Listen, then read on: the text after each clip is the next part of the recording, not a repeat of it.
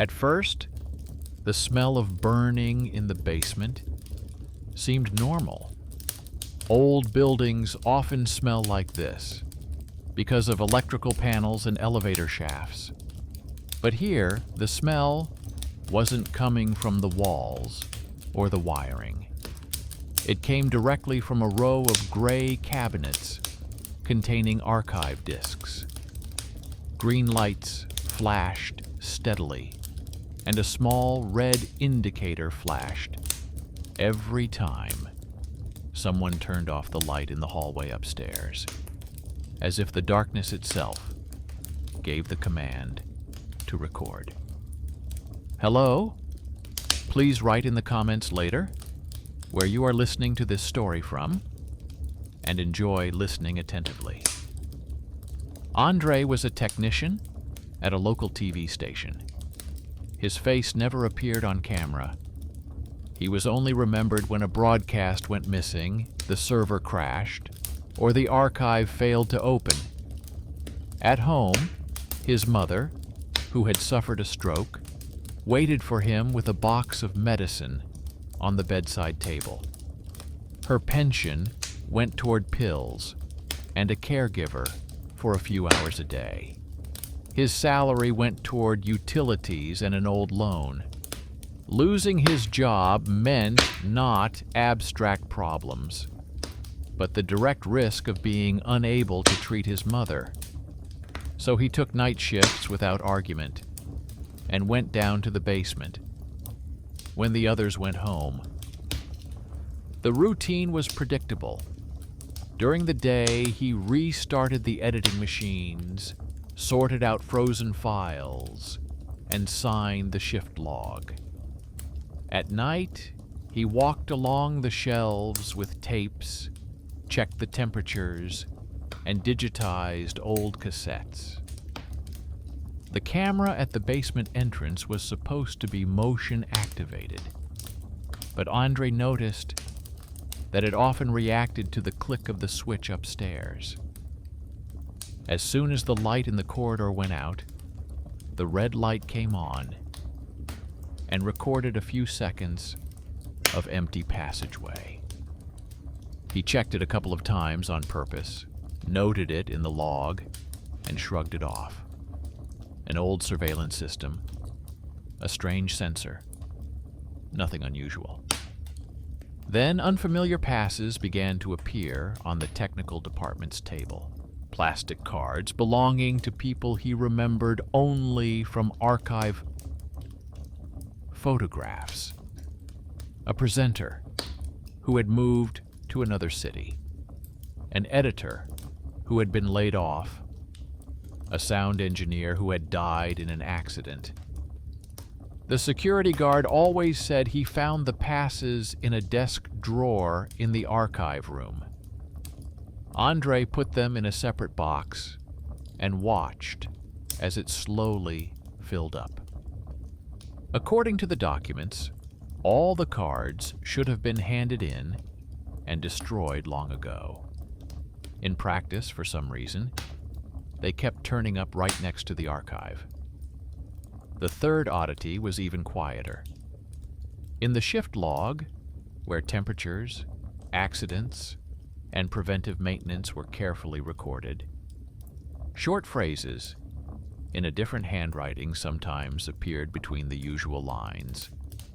It said that one number should not be erased, that nothing should be written over it, that there was already one entry. No time, no signature. The letters were even and confident, like those of someone accustomed to writing reports. Colleagues assured him that they had not written such things. Andre tore out the pages, but after a while, the same phrases appeared on new sheets. All these details, the camera, the passes, the unfamiliar handwriting, remained in the background for a long time. Until one evening, the editor went down to the basement with an official list. They needed to free up space, digitize some of the old tapes, and delete duplicates. Andre turned on the light, walked along the shelves, and saw a box that was not listed in any of the tables. The faded pen on the lid read, "Drafts, not for broadcast," and on top, in fresh paste, was a neat "Do not erase." The handwriting was the same as in the strange inscriptions in the magazine. On the side of the box was an old sticker with the internal address of the server that once served the editing node where his cousin worked. The same one who was briefly mentioned at home. He disappeared on a business trip, and no one talked about him anymore. This quiet connection to the past made him pause. According to the instructions, he was supposed to report it to his superiors, but Andre pulled out the box, opened it, and took out one tape. On a strip of paper under the plastic was the date and the note, "Evening Broadcast." He inserted the cassette into the player, connected it to the capture system, and displayed the image on the monitor. The frame showed the familiar newsroom, the desk, the background, and the anchor who had opened every broadcast for many years. Andre had seen this man dozens of times on screen, but now the anchor's gaze was not directed into the hall, but seemed to be looking deep into the screen, right at the spot where Andre was sitting in front of the monitor. At first, the text seemed normal, an introduction, a list of topics. Only after a few seconds did his ears start to perk up. The order of the words was slightly different from the digital copy of the same broadcast that was in the official catalog. Andre opened the digital file and ran them in parallel. In one recording, the presenter calmly followed the text. In the other, in the middle of the introduction, he made a barely noticeable pause, changed his intonation, and added a short fragment that was not in the official version. The meaning boiled down to the fact that there was no need to watch further. This was enough. No hysteria, no sensationalism, just a calm warning. Then both versions coincided again. At that moment, the capture program decided to take on a life of its own. It automatically set the destination folder to the old directory with the same internal address that was on the box label. A line about an incoming signal from an internal node flashed in the logs. Andre knew that according to the documents, this node had long been disabled, and the rack had been physically removed. Now the system was behaving as if it still existed. He stopped the rewriting and prevented the program from overwriting the current digital copy. The red indicator on the cabinet flashed. Someone turned off the light at the top of the corridor. The lamps in the basement flickered, and the stabilizer clicked quietly as it switched to backup power. The camera above the door immediately turned on and began filming an empty row of shelves. The warning window disappeared from the screen, and the program dryly reported that the capture had been interrupted. Up to this point, everything could be attributed to fatigue and hardware failure. But the box labeled "Do Not Wash," the address of the dead node, the strange text of the presenter, and the repeated activation of the camera all came together. Andre took the shift log and, for the first time in a long time, wrote not a routine phrase, but a detailed entry.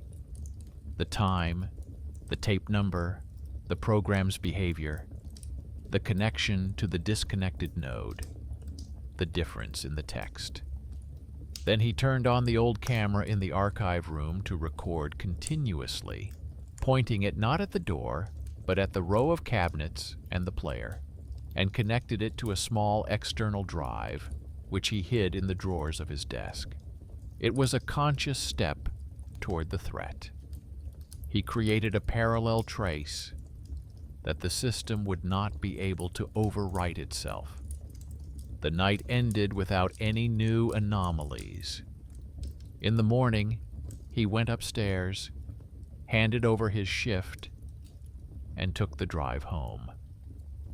The recording he carried in his backpack showed only an empty archive and the figure of a man in headphones in front of a monitor. Only later would it become clear that somewhere deep in the servers, a similar frame was stored, where someone else was sitting in his place. But for now, Andre just smelled a faint, burning odor in his hair and realized that the familiar world of iron and protocols was about to reveal another layer, for which there were no instructions. In the morning, Andre's first task was to turn on his laptop at home and connect an external drive. He wanted to make sure that the recording from the archive room actually existed and that he hadn't imagined it in his sleep due to fatigue. A familiar frame appeared on the screen. Rows of shelves, a player, a table, a monitor, and his figure wearing headphones. A couple of minutes of empty, quiet work. No flashes, no faces in the corner. He fast-forwarded, rewound, and paused. Everything looked as it should. One person, hardware and dim light under the ceiling. The strangeness was elsewhere. In the corner of the frame, the red dot of the camera above the door was flashing. Andre was used to it, but now he noticed the time. The camera turned on just before he inserted the tape, and it didn't turn off when he finished recording. But at the moment when the program displayed an error message, it was as if there were two processes in the room, the visible one when a person presses buttons, and the invisible one which the system records with its own rhythm. He didn't bother editing the recording. He took a screenshot, saved it separately, and closed his laptop. He had a strange feeling inside, like before a conversation that had already begun, but had not yet reached the main point. Porridge was simmering in the kitchen, and his mother was calling him from the room. Everyday life was pulling him back by the sleeve, back to his pills and schedule.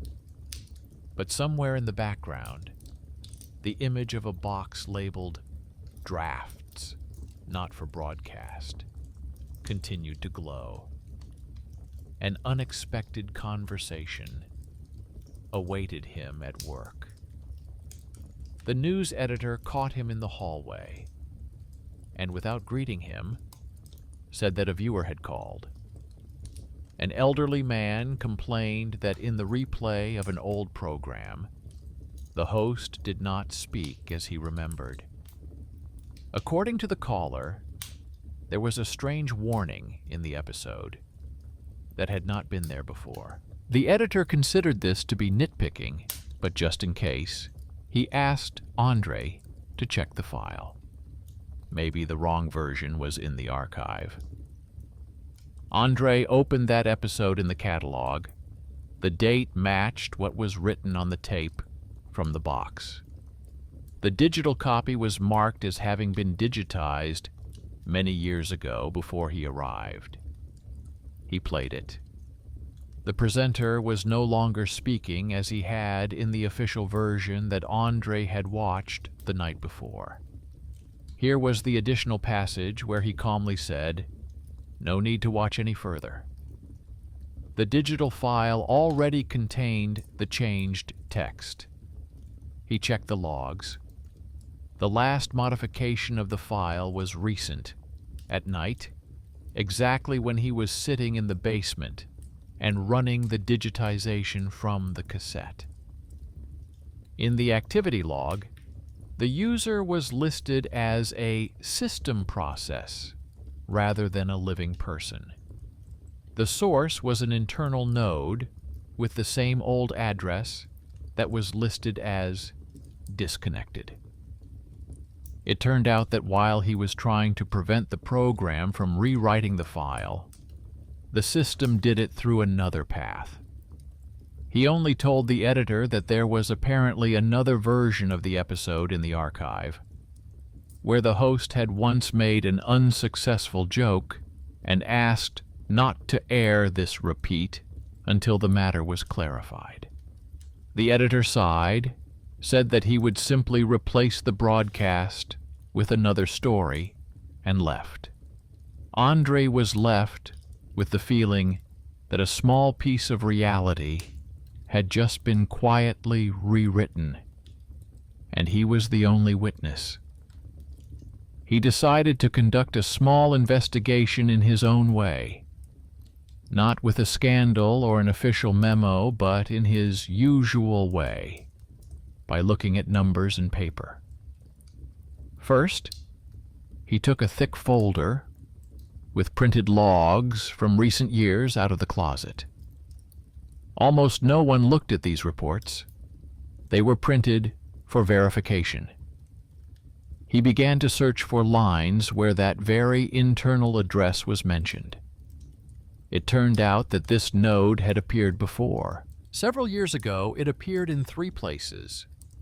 When old issues were saved, during nighttime disk defragmentation, and when the automatic repeat program was running. He was struck by the fact that almost all of these events occurred at the same time, approximately when the lights in the building's corridors were turned off according to schedule. The camera above the door mirrored this rhythm. At first, he saw it as a coincidence. Then he took out the shift logs from previous years. In some night reports, he came across familiar phrases written in the same neat handwriting. Do not start playback at this address. Stop recording during the night cycle. There was no signature, but the date coincided with the time when his brother was still working in the technical department. This was the hidden connection that had previously only existed in family whispers. It turned out that his brother had already encountered the problem of the archive rewriting itself. He had tried to leave a warning to others through these short notes. At the time, most likely, no one took them seriously. Now these words had been passed on to Andre as an inheritance, not through a will, but through a notebook. He decided to check access to the disabled node. According to the documents, it should have been physically turned off. It had long been missing from the server rack in that row. But, in the network settings, the address was still listed as a backup route for archival operations. It was as if someone had forgotten to remove it, leaving a hole in the diagram. It was a dry, technical reason that could explain some of the oddities. Whenever the main path was busy or failed, the system tried to route operations through this ghost node. What exactly was responding on the other side was another question. The escalation happened when he decided not to cut off this route immediately, but to first see what exactly was going through it. He set up a separate log on the test server to copy all requests going to the old address. It was a conscious decision on his part to delve deeper into the problem rather than just patching up the hole. Formally, he was taking a risk. If something went wrong, he would be held responsible. But not seeing what was happening was even scarier. By evening, the archive problem had unexpectedly taken on another layer. Lena from the editing department came to him, the one who was rumored in the corridors to just cut repeats. Short, quiet, always wearing headphones. She was rarely perceived as someone important, but all the old programs passed through her hands. She said she had noticed something strange. While preparing the night block of repeats, one of the episodes had replaced the intro. Everything looked normal on the timeline, but when played, the file showed a different beginning.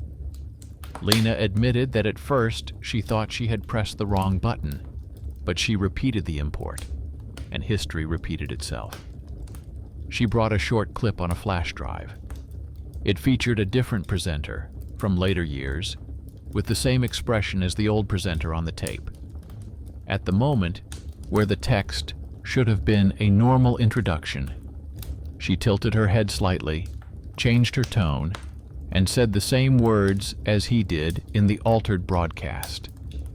A dry recommendation to stop. After that, the montage continued as usual. Lena cut this piece out separately to show Andre. She didn't know about the box, the tape, or her brother. She just noticed that the program was doing something it shouldn't. This episode showed that the archive was editing more than just old tapes. The warning template seemed to be superimposed on different faces, in different years, but at the same points in the structure, where the broadcast intersected with the nightly reruns. Lena, who was usually ignored, essentially made a key step in the investigation. Her attention to the timeline and frame cuts proved to be more valuable than thousands of lines of system logs. Andre told her only a small part of it. He said that there was a strange node in the network and asked her to save all suspicious fragments separately for the next few nights without deleting them. Lena agreed and was happy in her own way. Finally, someone was taking her observations seriously. She didn't know that in the eyes of many colleagues, she remained a small cog whose thoughts were easy to overlook. But it was her ability to see the extra frames that would later become the hidden talent that would overturn the status quo and change the outcome of history. In the evening, when most people had already left, Andre went upstairs to get some documents and met a cleaning lady who always washed the floors at the same time. Almost no one noticed her except the security guards. She asked why he was going to the basement again, saying that it smelled like burnt iron there. As she walked away, she said something that struck him more than any error in the logs. According to her, the lights in the corridors and basement were turned off, according to an old schedule, once linked to an internal system that controlled both the electricity and some of the equipment. This system had been updated, but one old controller on the -1st floor was still alive and kicking, sometimes pulling the plug when it thought it was time to save energy. She spoke about it calmly, as if it were a minor household issue. It turns off at the wrong time. The vacuum cleaner cuts out.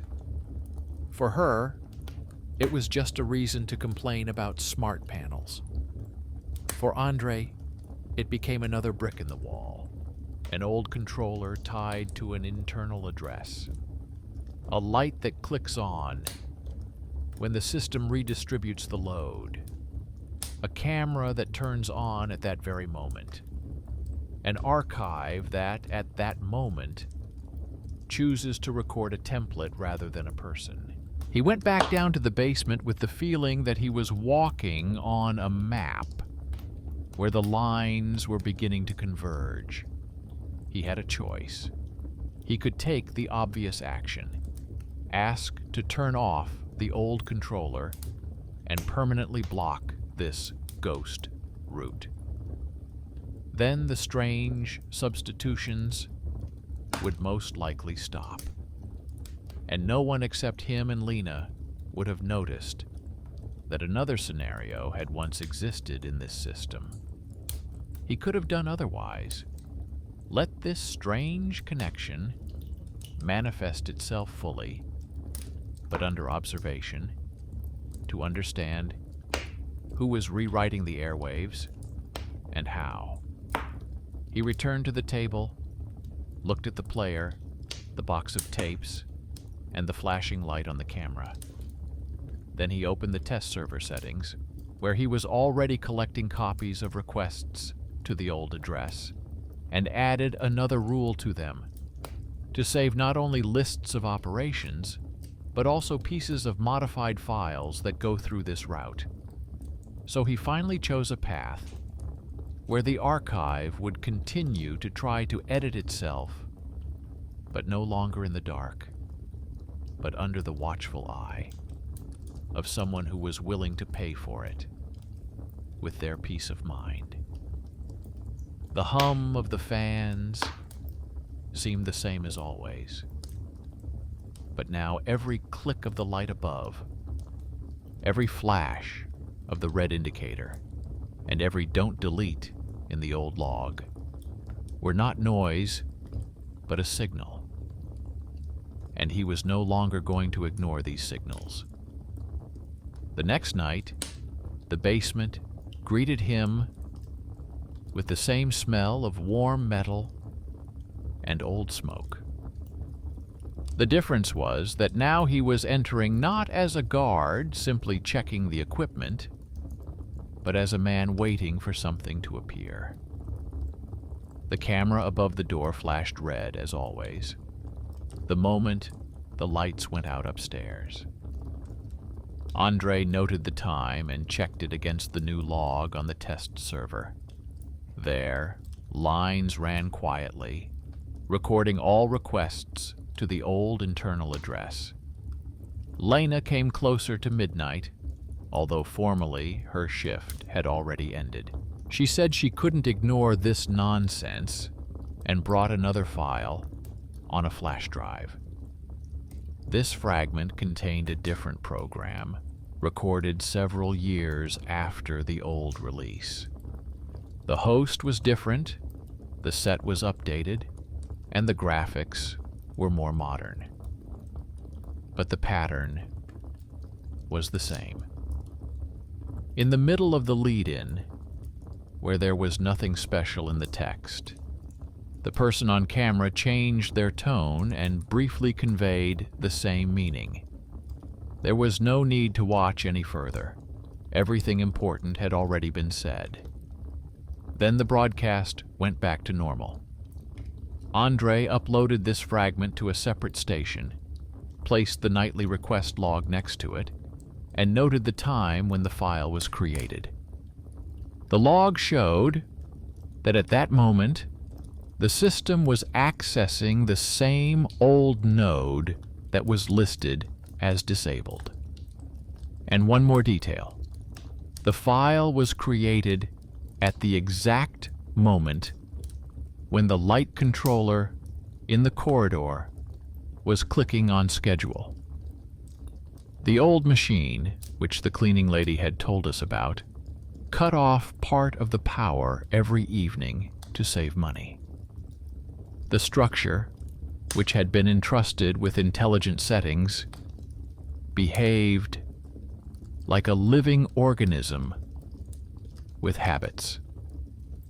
To verify that this was not just a coincidence, Andre and Lena devised a simple test. They created a test file disguised as an old broadcast. Inside, they recorded a blank black screen with the time displayed on the service layer and service text in the metadata, such as test, not on air.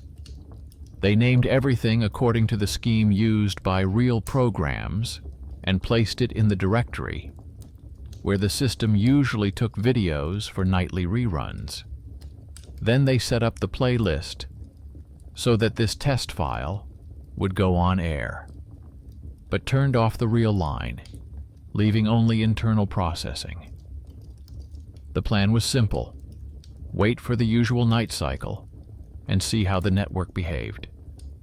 If the ghost node really interfered, it would try to do something with this file, even if it contained nothing but silence. Andre installed another external drive to store all versions of this test separately. Lena took her place at the editing console, ready to stop the process at any moment if the program suddenly decided to replace the wrong thing. The time until the night cycle dragged on. The usual shift tasks were not canceled. Somewhere on the second floor, a graphics station froze. Andre went upstairs, restarted it, and listened to the usual complaints about the slow archive. He returned to the basement, checked how the digitization of the old tapes was going, and recorded the current temperature in the shift log. All this was like a backdrop to the expected moment when the old controller would click. A minor detail caused additional concern. In the evening, a courier appeared at the gate with a small package for the technical department. The box was ordinary, made of thick cardboard, with a delivery service sticker and a brief description of the contents: backup drives. The editor had not technically placed any orders, but Andre remembered that the purchase of new discs had been discussed a month ago. The delivery note bore the signatures of the management and the stamp of the central service. Everything looked legitimate, and yet, in the internal recipient address field, there was the same code that was on the side of the old box with the tapes. He could have postponed the delivery until morning, but the picture of escalation through choice formed itself. If he opened the box and connected the new drives now, on the night when they were monitoring the old node, he would consciously add fresh resources to the system. Something that could absorb the flow that had previously been blocked by the disabled server. If he leaves the package untouched, he can pretend he didn't notice anything and take everything to the shift supervisor in the morning. He turned the box in his hands for a few minutes, listening to the dull rumbling of heavy disks inside. Then he carefully cut the tape. Inside were new hard drives in transparent bags, each with a factory sticker and a separate serial number. No surprises. Only in one of the bags was a small piece of paper glued to the plastic case with a pencil note, a short for the archive, and the same internal address written by hand. The handwriting resembled the neat lines from the shift log.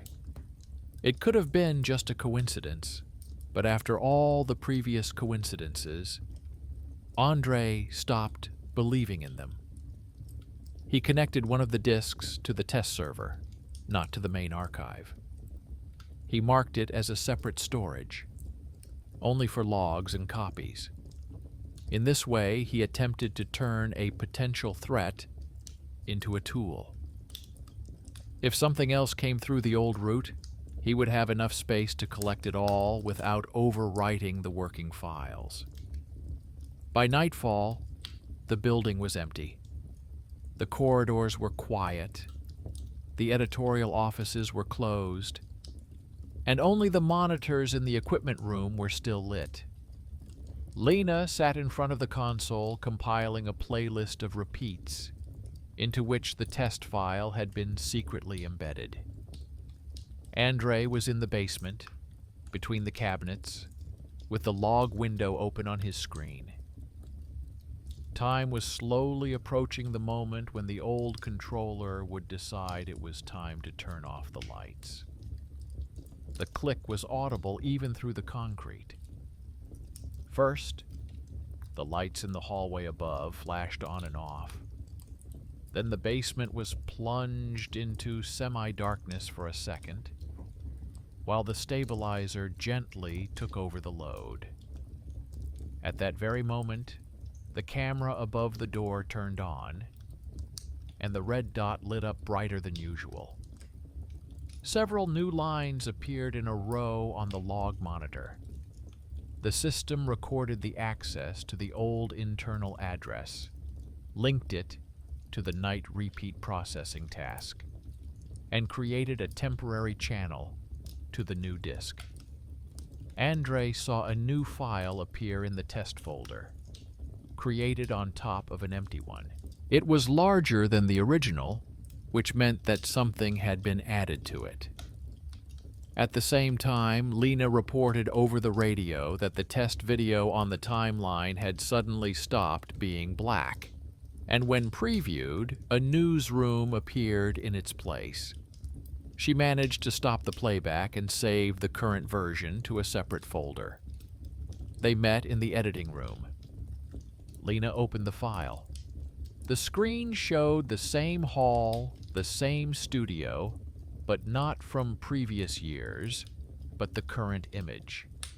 The current host was sitting at a table with papers that Andre had seen on his desk earlier that day. The set and clothing made it clear that the recording had been made recently.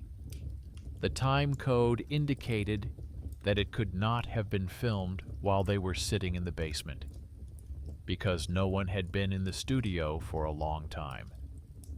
Lena fast-forwarded to the middle. The structure of the video followed a pattern. A normal introduction, then a change in tone, a short warning, and then back to the normal text. Only this time, Andre suddenly noticed the silhouette of the cameraman behind the camera reflected in the glass table. A man in headphones, wearing a dark sweatshirt, slumped over from fatigue. The silhouette was one of those that was easy to recognize by its posture. His brother, in his youth, and he himself, now held themselves in the same way. Lena did not pay attention to the reflection. She looked at the time code and said that at the right moment, another track was clearly being mixed in. Andre almost physically felt a chill under his skin. Until that moment, the old node had taken on the plots of previous years. Now, for the first time, he saw a signal in which the old warning template accompanied the new image. And something that looked more like intention than a glitch was breaking through the glass. He stopped playback, took a deep breath, and switched to technical mode. He copied the file to a new disk, marked the creation time, and checked it against the logs. The logs showed that the file was created by the same system process at the old address. No live user was noted. Formally, it looked like background optimization, the usual work of an automatic scheduler.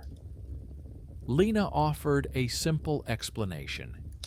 She said that perhaps an emergency backup template had once been implemented in the system. which was supposed to activate if the channel encountered an unpleasant situation. And now, due to old routes and updates, this template was starting to insert itself anywhere it could, clinging to any suitable structures. The version was logical. It removed some of the mystery. But it didn't explain why the reflection of the table showed the posture of a person who was now in the basement, not in the studio. On the way back, Andre got stuck in the elevator. A banal scene, but on this night it became another everyday thriller, fitting into the overall storyline. The elevator jerked between floors and stopped. The light dimmed, and the air immediately felt thick. On a normal day, he would have pressed the call button and waited calmly. Now his fingers found the phone on their own. The display flashed a recording from a recent file that he had managed to send to himself. The elevator stood still. Cables buzzed somewhere nearby. Apartments slept above. An almost absurd thought popped into his head. If the system had learned to mix phrases into old broadcasts, what was to stop it from one day writing about those who worked with these broadcasts? He pressed the call button anyway. The dispatcher answered in a sleepy voice, said he would switch to manual mode, and advised him not to worry. A minute later, the elevator slowly moved upward and the doors opened on the right floor. This little scene reminded him of what he already understood on a subconscious level. No matter how strange a system may behave, it still consists of real people, real hardware, and real buttons. And sooner or later, the choice between wait for it to fix itself and press call will have to be made not only in the elevator. Back home, he reviewed the test file again, with the sound turned off so he wouldn't hear another calm warning to stop watching. At one point, he caught himself sitting in front of the screen, just like the man in the reflection on the table. The same shoulders, the same turn of the head. The line between the person being recorded and the person watching had shifted. It became clear that the ending of this story would not be another glitch or a letter from the boss. It would be in the decision of who exactly has the right to change the content of the recordings, which would later be called the history of the channel. Meanwhile, the logs on the test server continued to grow. The old address lived on, responding and converting files. The new disk was quietly filling up with copies of non-standard versions. Lena saved the extra fragments in the editing room, the cleaning lady complained about the wrong lighting, and the editor upstairs complained about the glitches in the replays. Each of them saw only their own piece. Only Andre put them together that night and realized that further intervention would have to take place not at the level of a single cassette or file, but at the level of the very route that another member of his family had once set up, and which the system now used as a weak point.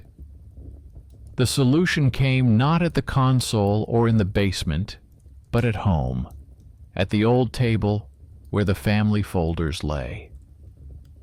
Andre took an envelope with his brother's papers out of the bottom drawer, which he had long been afraid to touch.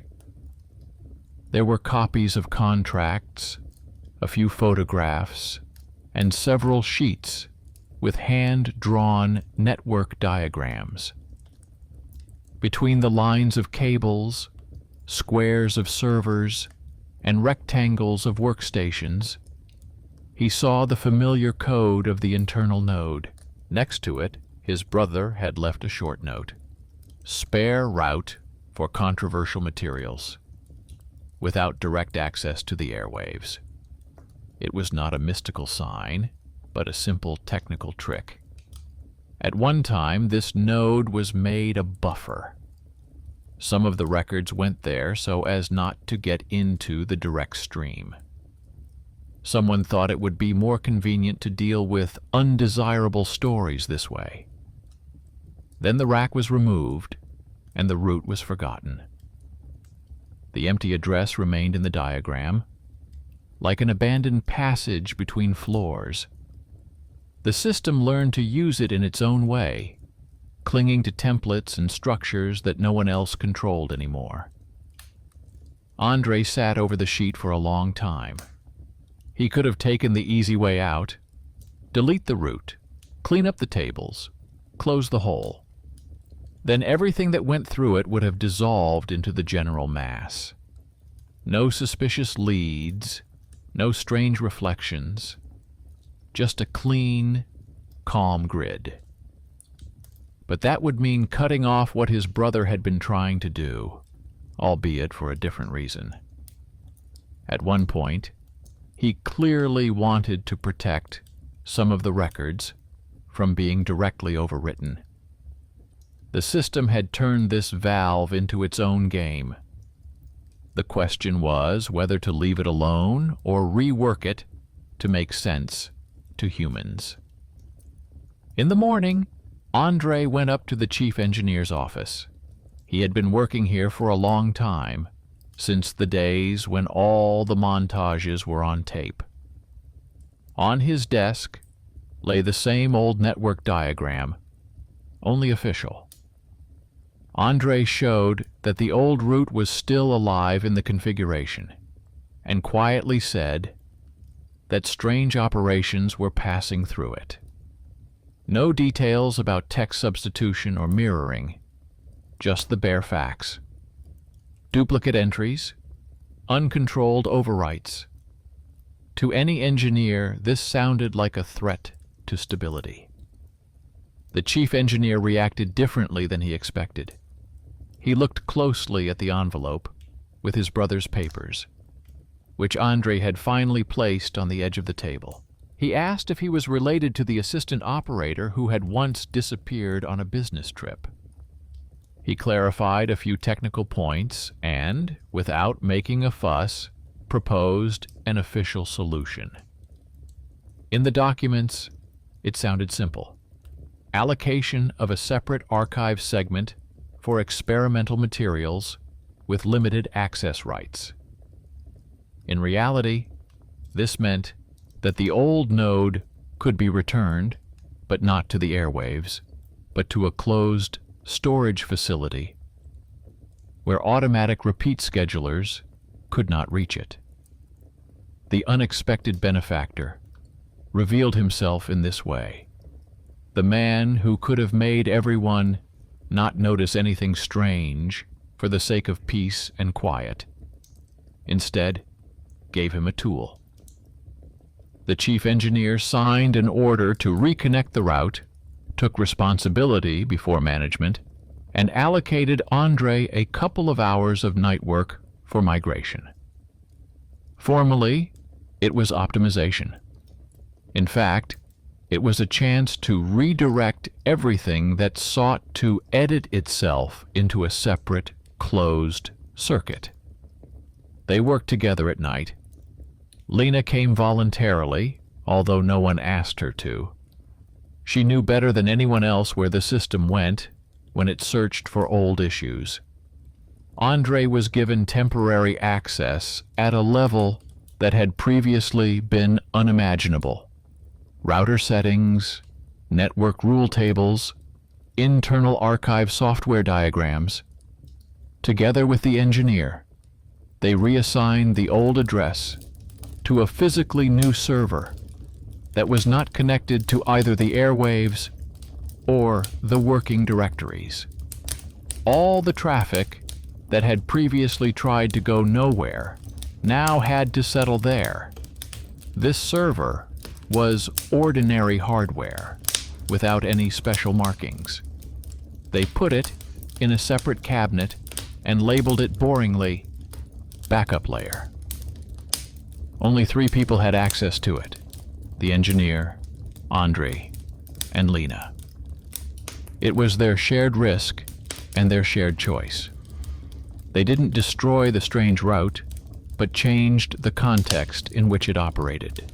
Instead of allowing the system to silently rewrite the airwaves, they gave it a fence, where any unauthorized changes could be seen and saved for what they really were: attempts to rewrite memory. The first test was conducted using the same scheme as before. A short black file was again embedded in the nightly repeat playlist. The light controller clicked on schedule, the camera above the door turned on, and the red light flashed. Requests poured into the test server logs. Requests to the old address were now being redirected to the new segment. A minute later, a file with the same name they had given the dummy file appeared in the directory. Lena opened it on a separate station. Inside was the usual set: studio, host, lead-in, change of intonation, and a short warning. Only this time the file did not make it to the airwaves. The playlist showed an empty black slot that quietly scrolled through the night without appearing on the screen. The strange version settled in a closed archive with notes on the time, initiator, and route. It could no longer infect regular programs. Andre looked at the log and felt it as a living object behind glass. A small but persistent process that tried again to infiltrate the structure. Now it hit a wall and remained inside. Lena, scrolling through the time code, noticed another detail. In this version, the reflection of the table was empty. No silhouette, no extra shadows. It was as if, at the moment the attempt was intercepted, something that had previously captured the figure of a person on the other side of the screen had fallen away from it. The next day, Andre brought a short report to the chief engineer. No mention of self-editing, just the facts. The old route had been reconfigured, uncontrolled recordings now went to the experimental segment, and the broadcast line was no longer affected. The chief engineer signed it and added the report to the general folder with upgrades. For the system, it was just another improvement. For Andre and Lena, it was the point where the scary stuff went from "it will rewrite everything" to "we can see where it's going." The situation with the repeat that the viewer complained about also quietly continued. The editor, noticing the oddities, made a convenient decision. Some of the old episodes were removed from public access, so as not to confuse the audience. Officially, this was explained by a change in format. In reality, the broadcast became a little smoother and more boring. But now Andre knew that even if the old lead-in changed somewhere, it would end up in a separate, closed archive and would not slip into the night while no one was watching. After a couple of weeks, the story began to settle down. Lena became the person in the editing room who was now approached with any repeat glitches. She calmly, without unnecessary words, gave them normal, clean copies, even if there were strange versions with warnings deep in the segment. She was no longer perceived as someone who just cuts repeats. People began to ask her opinion when it came to complex archive transfers. An underappreciated piece of the structure came to the surface, not because of a loud conflict, but because it was her accuracy and observation skills that saved the broadcast from creeping change. The cleaning lady who cursed the lights also got her small victory. After the electrical engineer's intervention, the old controller was finally reconfigured. Now it didn't cut the power so abruptly, and the lights didn't flicker. For her, this meant that the vacuum cleaner would no longer shut down in the middle of the hallway. For Andre, it meant that the nightly click was no longer a trigger for uncontrolled operations. The connection between household electricity savings and strange record substitutions was broken, like a stretched wire that was finally carefully removed rather than simply cut. The most personal step was Andre's visit to the small room where the family papers were kept.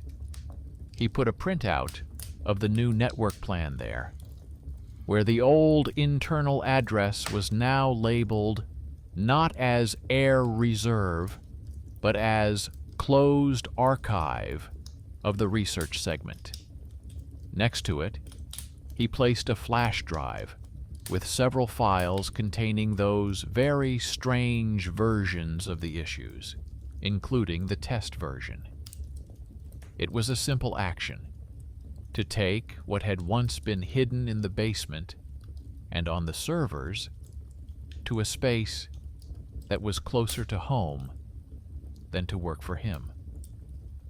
Towards the end of the month, the channel decided to make a holiday compilation of old programs. The editor of the original programs asked Andre to help select the material. During one of the viewings, they stumbled upon a regular episode of the Very News program, where the warning first appeared. In this version, the introduction was clean.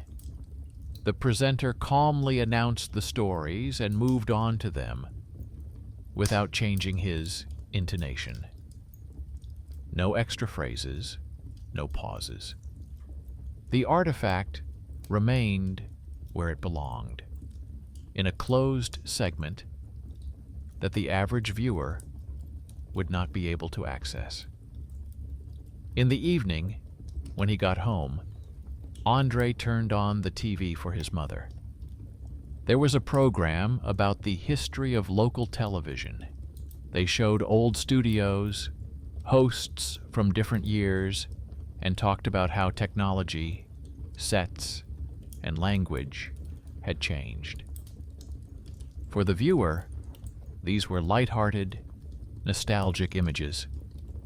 For him, they were a reminder of how much can disappear and return differently if you don't keep an eye on it. He didn't tell his mother anything about the basement, the strange roots, or the closed archive. She just looked at the screen and sometimes said that one of the presenter's voices sounded familiar. Andre nodded silently. In his own archive, on a separate disc, were copies of those very altered recordings. They no longer threatened the broadcast schedule or the viewer's memories. They were proof that the system had once tried to quietly rewrite the past and had been stopped by a few people who had made small but precise decisions. The fear of the archive, which lived its own life, had not completely disappeared. Every time Andre went down to the basement, he still smelled a faint, dry smell of burning and heard the slight hum of the fans. The camera above the door still flashed occasionally, though much less frequently. But now it was not a blind fear of an invisible process, but a wary respect for a complex system in which human attentiveness and stubbornness could still set boundaries. Justice here was not manifested in loud denunciation or punishment of the guilty.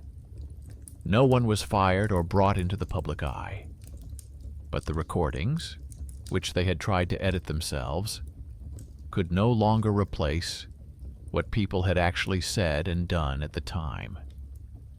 An old family debt was quietly paid off. The brother had once come up with a workaround, and Andre turned it into a defense rather than a loophole. Lena, the cleaning lady, the chief engineer, everyone took their own small step. Together, they restored the right of memory to remain human, even in a world where files can be rewritten with a single click. The frightening part of the story became understandable and limited, like a room behind glass, where you can look in, but from which nothing can come out without someone's decision. And this turned out to be the ending, in which they don't promise that the bad will never happen again, but honestly admit, if it starts again, someone already has the experience, backups, and the habit of looking not only at the clear picture, but also at the seams between the frames.